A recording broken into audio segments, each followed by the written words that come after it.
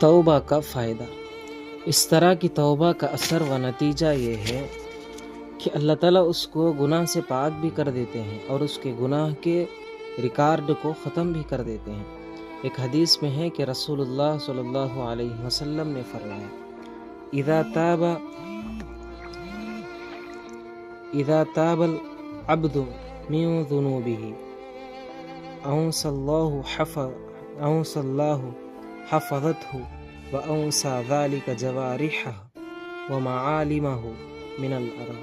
حتى يلقى الله يوم القيامة وليس عليه شاهد من الله بذنب۔ جب بندہ اپنے گناہوں سے توبہ کر لیتا ہے تو اللہ تعالیٰ اس کے لکھنے والے فرشتوں سے اس کا گناہ بھلا دیتے ہیں اور اس کے اعضاء اور زمین کے نشانات سے بھی اس کو مٹا دیتے ہیں، یہاں تک کہ وہ قیامت کے روز اللہ سے اس حال میں ملاقات کرتا ہے کہ اس کے خلاف اللہ کی جانب سے کوئی گناہ گواہ نہیں ہوگا۔ اس حدیث کی شرح میں لکھتے ہیں کہ اس کی وجہ یہ ہے کہ توبہ کا حکم دینے والے خود اللہ تعالیٰ ہیں اور وہ توبہ کرنے والوں کو محبوب رکھتے ہیں، اور اس کی جانب ان گناہ گاروں نے رجوع کیا اور اس کے قرب سے اپنے گناہوں کی زندگی کو صاف کیا۔ تو جب ان لوگوں نے اللہ کی پسندیدہ چیز سے اس کا قرب پایا تو اللہ کو ان پر غیرت آتی ہے کہ کوئی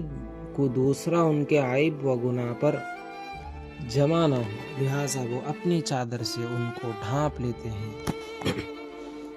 توبہ کا ایک واقعہ، ایک عجیب واقعہ امام ابن فرحون رحمہ اللہ اور امام غزالی رحمہ اللہ وغیرہ نے ذکر کیا ہے کہ بنی اسرائیل میں ایک نوجوان شخص 20 سال تک عبادت میں لگا رہا، پھر شیطان نے معاصی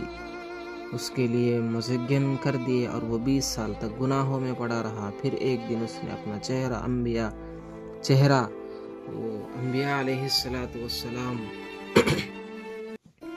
کی نور کی طرح چمک رہا تھا، اور اس نے اپنے چہرے کو آئینے میں دیکھا تو داڑھی میں ایک بال سفید نظر آیا۔ یہ اس کو برا لگا اور اللہ سے عرض کیا کہ الہی، میں نے 20 سال تک آپ کی اطاعت کی اور 20 سال نافرمانی کی، اگر میں اب آپ کی جانب لوٹ آؤں تو کیا آپ مجھے قبول کریں گے؟ اس کو غیب سے آواز آئی، احببناک وترکتنا فأمہلناک فإن رجعت الیک قبلناک۔ تو نے ہم سے محبت کی تو ہم نے بھی تجھ سے محبت کی، اور جب تو نے ہمیں چھوڑ دیا تو ہم نے بھی تجھے مہلت دی، اور اگر دوبارہ ہماری جانب رخ کرے گا تو ہم بھی دوبارہ تجھے قبول کر لیں گے۔ اور توبہ نصوح کی سچی و پکی توبہ کیا ہے؟ علماء نے فرمایا کہ توبہ میں 3 شرطیں ہیں۔ ایک یہ کہ گناہ سے فوراً باز آ جائے، یہ نہیں کہ گناہ بھی جاری ہے اور توبہ بھی جاری ہے، اس کو شرعاً توبہ نہیں کہتے، بلکہ ایک حدیث میں رسول اللہ صلی اللہ علیہ وسلم نے حضرت عبداللہ بن عباس رضی اللہ عنہ نے روایت ہے کہ آپ صلی اللہ علیہ وسلم نے فرمایا، جو گناہ سے توبہ کرتا ہے وہ ایسا ہے جیسا اس نے گناہ ہی نہ کیا ہو، اور جو گناہ پر قائم رہتے ہیں استغفار کرتا ہے وہ ایسے ہیں جیسے اللہ کا مذاق اڑانے والا۔ نمبر 2، دوسری یہ کہ دل میں گناہ پر